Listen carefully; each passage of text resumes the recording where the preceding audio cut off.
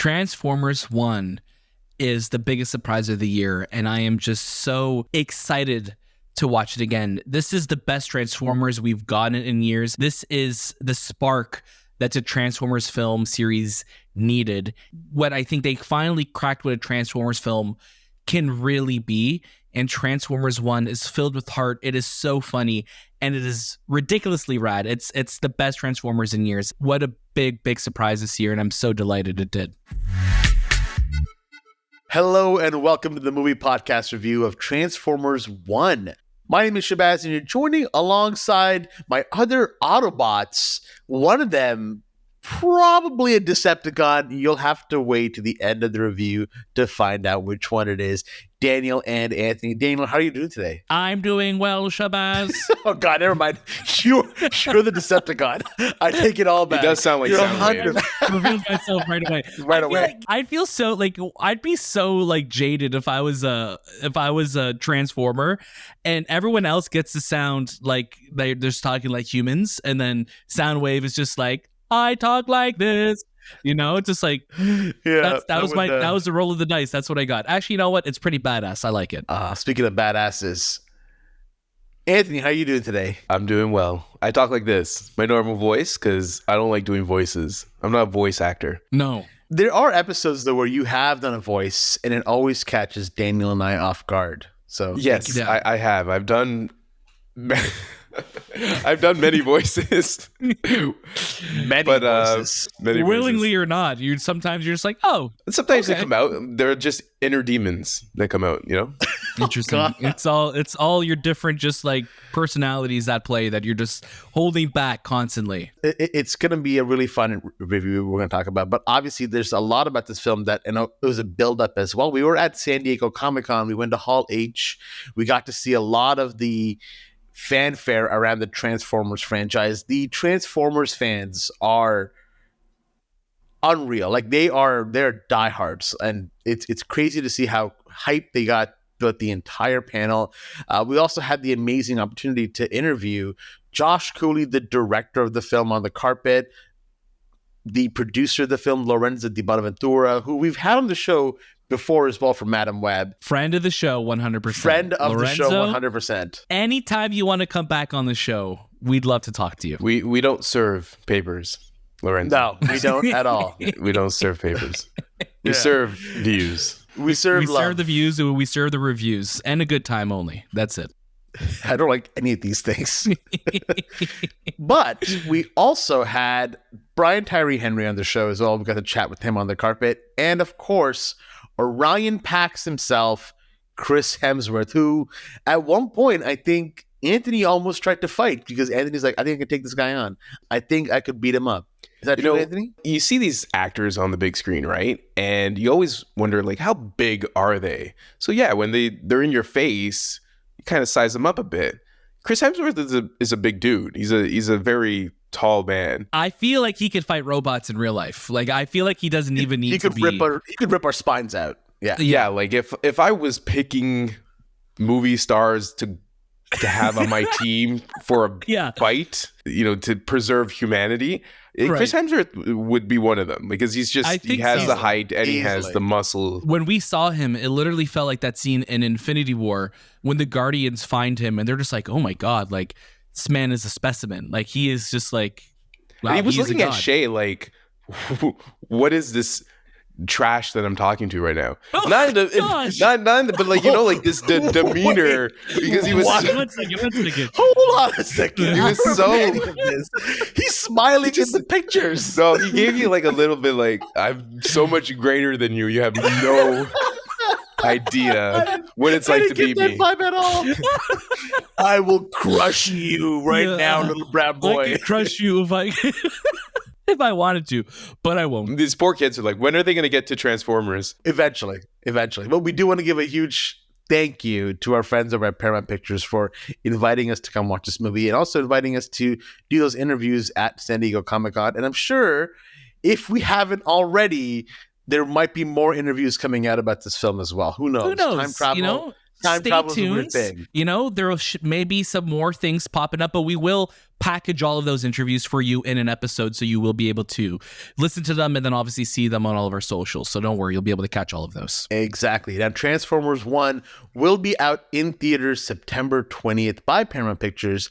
And again, huge shout out to them. Daniel, please give us your first reaction to Transformers One. Let me tell you that Transformers One is the biggest surprise of the year. There has not been an animated film that I was so lukewarm feeling on before. And again, there was nothing. I wasn't against anything that I saw of this movie. I was just like, listen, Transformers is an interesting spot right now. We've had the highs of things like Bumblebee.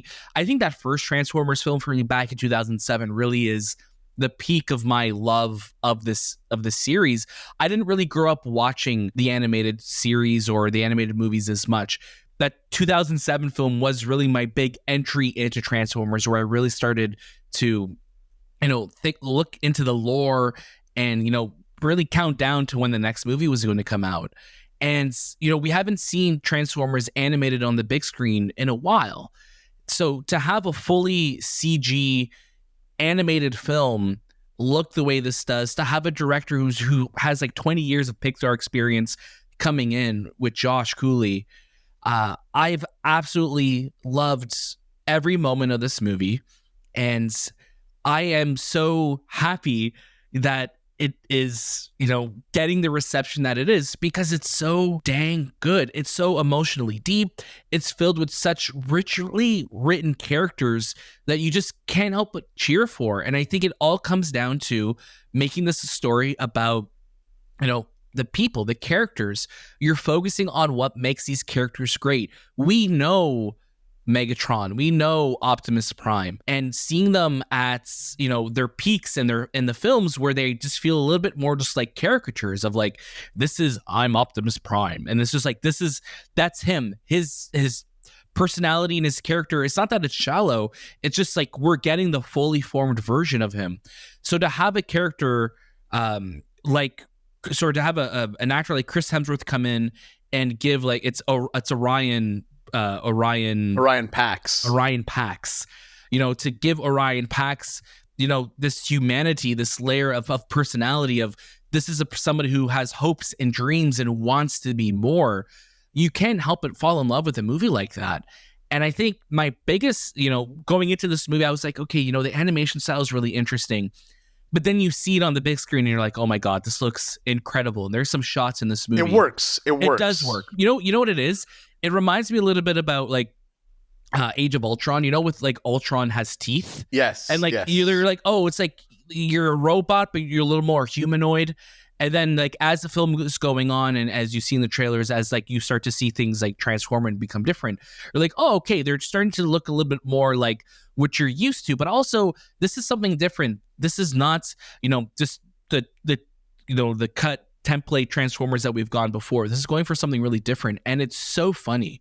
Like, I was surprised of how funny this movie was, especially Keegan-Michael Key, who I think steals so many scenes. And I think anyone else, it would be so easy for that character just to be like, you know what, Bumblebee needs to relax. We've had enough of like the jokes. But every time he had a joke or a reaction, it felt so genuine. It felt so real. And I think that's where both kids and adults, as you will in the genre of animation, this is a film for everybody. Transformers One is a film for everybody, whether you're families or couples. This is such a fun movie. It's such a delightful movie, and I cannot believe that it's one of my favorite movies this year. Like, it was such a well-made movie. I really loved it. A little bit of shortcomings, which we'll talk a little bit about later, but first reaction wise, wow, this was just incredible. Absolutely agree with you that it's the biggest surprise, because I totally forgot, but we saw the first trailer before it came out in CinemaCon when we were there earlier this year. And then, we were just kind of like, okay, like that looks interesting. They showed us a couple of clips, but I don't think it really like punched us in the face with what it could possibly be. And then when we were at the Hall H event, I was like, oh, this is actually looking pretty damn funny and pretty good. And the amount of care they're putting in is really interesting. And then after watching the final product, it was just complete gobsmacked shock of like, you guys haven't pumped out, in my opinion, a really good Transformers product since Bumblebee, and even that went under the radar for a lot of people. Like my world of Transformers really was, Beasties or Beast Wars. Here in Canada we call them Beasties. Yes. And I watched that religiously, and that was like my foray into Transformers. The Autobots and Decepticons definitely were something that I started watching later on as time went on. But yeah, I was very, very blown away by this film because of how funny it is, how richly animated it is as well. A lot of what this movie is able to accomplish with the animation style is incredible. And I remember Lorenzo Di Bonaventura saying back in Hall H that if we had to make this, we wanted to make this movie for a very, very long time, but if you do it in live action, this is the budget of like 8 movies. Yeah. I totally get it. So having a movie like this in animated form makes so much sense. And it really highlights the issues that I have with the Transformers movies, where it's usually the human characters that you don't really need, or you don't really need to have in these movies, because they're just pushing us through these moments. Like, we want to get to the Transformers. This is that itch that it's scratching. It's all Transformers all the time. It's funny also you mentioned Bumblebee, because that movie was 6 years ago now, going on almost 7 years, and that was also done by a director who comes from animation, right?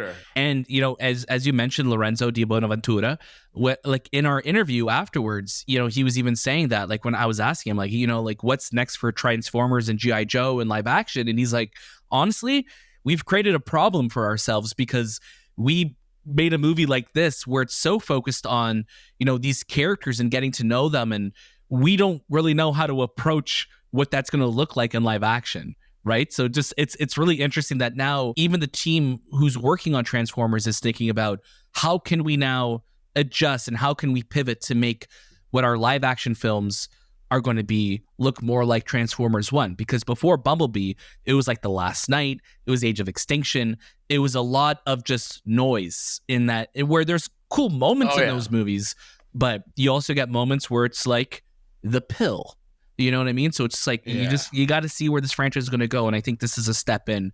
This is a massive leap in a big good direction. Anthony, please give us your first reactions to Transformers One. Well, I think you hit the Transformer on the head with your breakdown, Shay, because the human aspect of what we've been experienced with Transformers is now taken and given to the Transformers, and that's where I really connected with that story, because they're not focusing on saving the world. It's like these robots that are living in Cybertron, having their day-to-day, their 9 to 5, wanting something bigger, wanting something more for themselves, and you just experience that. And then you experience this friendship between Optimus and Megatron, and how they grow, and you kind of think, man, this is cliche in a bit, because of course they're going to become their friends, and then they become bitter enemies. But that works for this storyline. It works for the characters that we've known. If you're a Transformer fan, you've seen these characters battle it out so many times. But to see them as friends is so different, because you'd never seen that. And for me, the animation was just works for this environment. You got Cybertron that looks fantastic. The colorful lights, the steel that shines through everything that's on screen, and just the movement of these robots. You can't recreate that in live action, because you're right, it would be $1 billion if you were trying to make something like this. So an animated form for this film works, and it really shows on the screen. It shows with performances, the characters' voices. It shows with just the depth that they can go to with an animated form, without having to be like, we're just blowing shit up and exploding things. We have more to meets the eye. There's more to meets the eye to these characters. You're so true, Daniel. And I really enjoyed it. It was a surprise. When I saw the clip they showed at San Diego Comic-Con, I'm like, okay, whatever, sure. This is for kids and all that. But when you really dive into this and you start to get invested in it, like, man, like, there was some conflict. You see he's D16? D16, yeah, he's starting to change a bit. And then there's that overarching story of who to trust, who's your hero, who's not your hero, who's the person that you look to the most, who's not what you thought they were. It's an interesting story because you got like a lot of like real twists and turns that happen in a kids animated film that you didn't expect, especially for Transformers. Yeah, and you've got this, and I love that you get to touch upon this cast that we have for this movie, because we talked about them briefly in the beginning, but you have obviously Chris Hemsworth playing Orion Pax, who becomes Optimus Prime in what we're used to, and he's taken over, really big shoes. I can't imagine how insane of a conversation that must have been for Chris, because Peter Cullen is who we know as Optimus, and he has that gruffness to his voice, and you kind of hear Chris Hemsworth and you're like, okay, yeah, Chris has got a bit of gruffness, but he's still like he sounds like a boy still, and it works really well because the progression of this character, Chris really starts to become like Peter Cullen eventually. I don't think it's all there. I don't know if it's completely 100%, but there are some really strong moments where the voice comes through and you really start to hear it and it really makes sense. I never had an issue with it the entire time. I thought it worked great.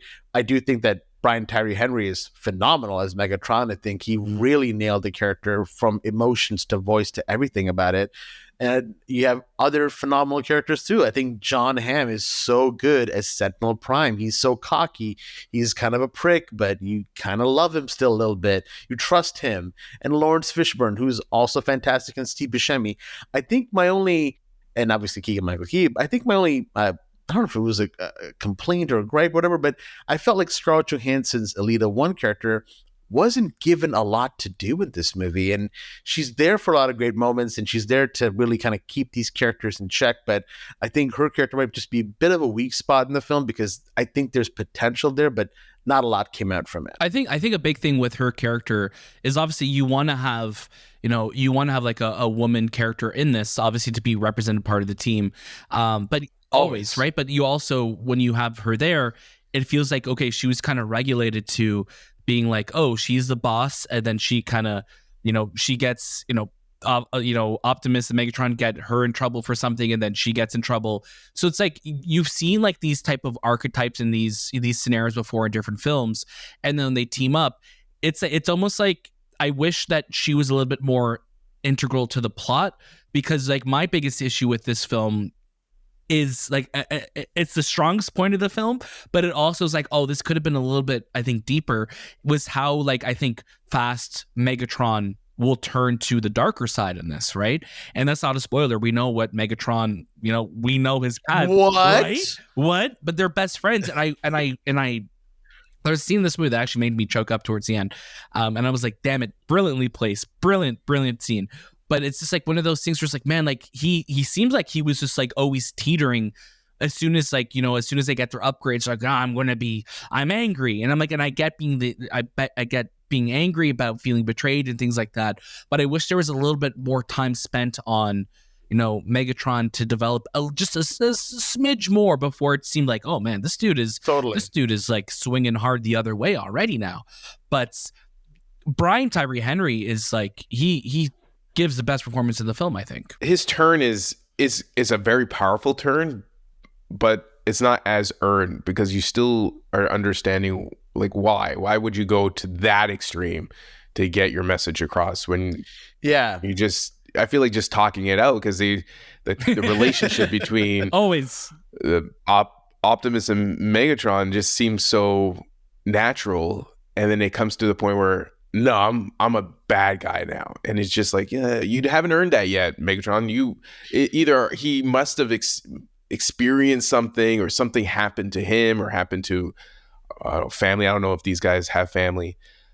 I don't even know how these robots are born. I'm like, are they just born? We didn't like that. Like, are they the next? Are they baby Transformers, and then they grow like, or you're just born. But yeah, like even getting to Scarlett Johansson's Alita, I think she should have been a grounding point for either Megatron. Like, I would have loved for her to be that grounding point for Megatron, just because it would have been it would have added more to her character. Maybe love interest, something that was so far above his head, he never expected to fall into.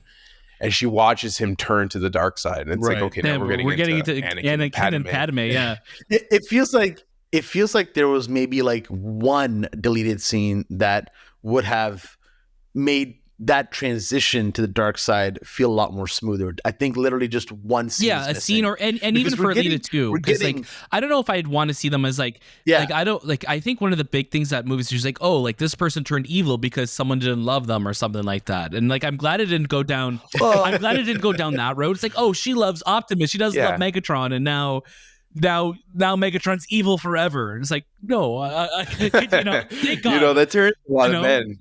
It turns a lot of men. Thank God it wasn't that.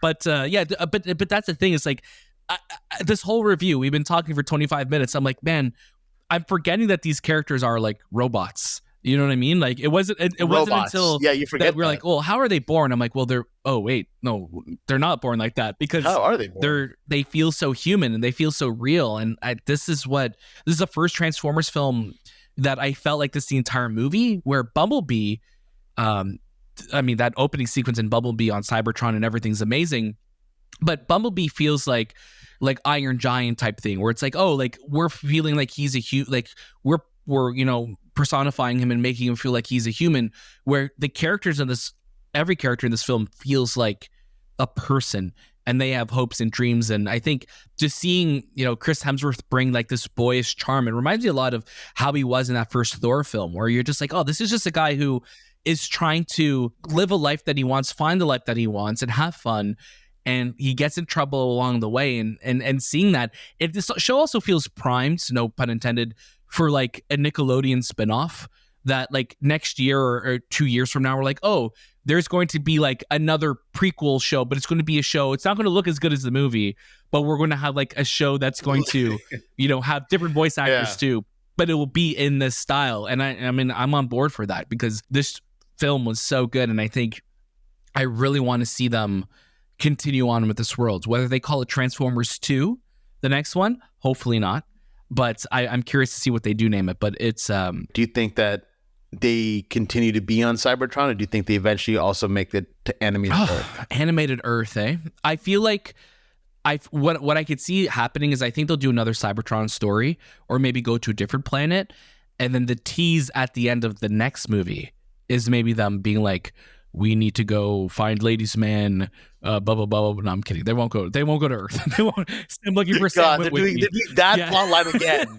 Damn. Is this your eBay channel? Like, no. God, that'd be good. No, I mean, like, yeah. There's two things I also wanted to touch on. I know we touched on it previously a little bit, which is the comedy in the film. It is so funny. Like, it is laugh out loud funny. My wife, who has never watched anything Transformers, who probably despises the word Transformers for all I know, had such a good time during this movie. She loved it, that she's afraid to admit it, because when she's at home, out of nowhere, she'll just be walking by me and she'll be like, badass Tron.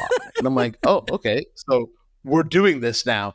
So it is for everybody. It is so funny. And not just Keegan-Michael Key. Literally everyone is funny in this movie. They all bring something hilarious. It's not even the jokes too. It's just like reactions. It's like those small human moments that reminds me of like, oh, like that feels like when we react to something and people are just like, wait, what? It's just like, it's really funny. And again, it's so literally amazing to see like these giant, literally robot characters reacting in such a human way. It's so well done.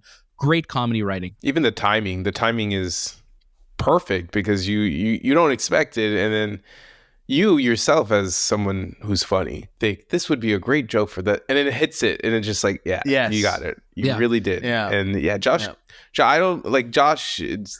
We interviewed him. He doesn't look like a funny guy, but he's a funny guy. He looks like a funny guy to me. I know a funny guy. That's a funny man. That's a funny man right there. Shout out to Eric Pearson, Andrew Barrer, and Gabriel Ferrari for writing this script, because this is Ferrari. I know. Damn. It works out. It lined up perfectly for this film. I mean, he was waiting his whole life to be part of this movie. He's like, I can't wait to do this movie, and then I'm gonna write a Ferrari movie one day that Michael Bay would write. No, Michael Mann. Sorry. I'm curious. Did he write any other car movies? I'm looking at it. Nah, he did Ant-Man and the Wasp, but that's it. No, there's cars in that movie, but were there any Ferraris in that movie? No.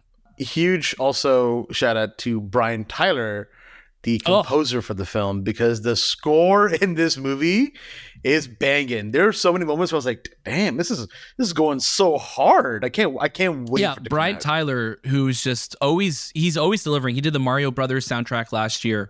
He did Thor: The Dark World, Iron Man 3. Like this guy, all the Fast and Furious films, which again, lots of experience with cars. He always delivers, and he's just a super handsome dude. So it's like, dude, you're handsome and you're talented. Leave some for the rest of us, please. Well, let's kick it over to our final recommendations for Transformers One, and I'm going to kick it off with Anthony. Vroom vroom, Anthony. Tell us what your final recommendations are for Transformers One. I recommend you watch it. If you have a family that loves animated films, this is great for them. If you're a fan of Transformers, this is definitely something you would want to watch. There is some dark moments. There's some happy moments. It has all emotional depths, and it's a robot film, which is astonishing to see. It's almost like, Pixar made a Transformers film. This is it. Yeah, I have to absolutely agree with you. This is a watch it for sure. Must watch if you can. Go watch it in theaters. Go watch it in IMAX. It looks really damn good on a giant screen, and it's really damn funny. It's a movie that I can't wait to watch again because I keep thinking about it. I keep thinking about all those funny moments, and I'm like, man, I feel like there's jokes that I missed out on, so I'm excited to go watch it again. Really great humor, really great action, but even better animation. But yeah, Daniel, please take us home. Transformers One is the biggest surprise of the year, and I am just so excited to watch it again. This is the best Transformers we've gotten in years. This is the spark that the Transformers film series needed, and hopefully the templates, and not just to repeat what they did, but this is what they should look like going forward. This is what I think they finally cracked what a Transformers film can really be. And Transformers One is filled with heart. It is so funny, and it is ridiculously rad. It's the best Transformers in years, and I cannot recommend you watch it enough. Whether you're a fan of the series or not, if you're a fan of animation, if you're a fan of just a good time at the movies, Transformers One is for you.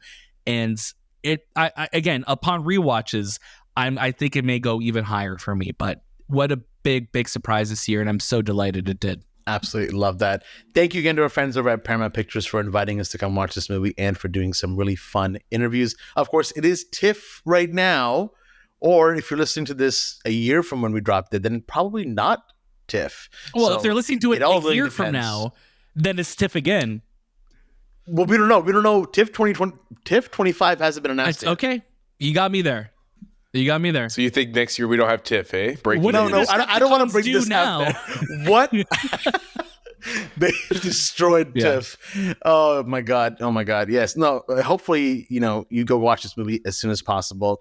Again, also a huge shout out to our friends over at Paramount for also letting us introduce the film at the Toronto screening that we had. So that was really fun. We got to give out a little prize pack and everything. So that was a great time. So thank you for that as well. Of course, this is Optimus Prime signing off and letting you all know that this was the Movie Podcast.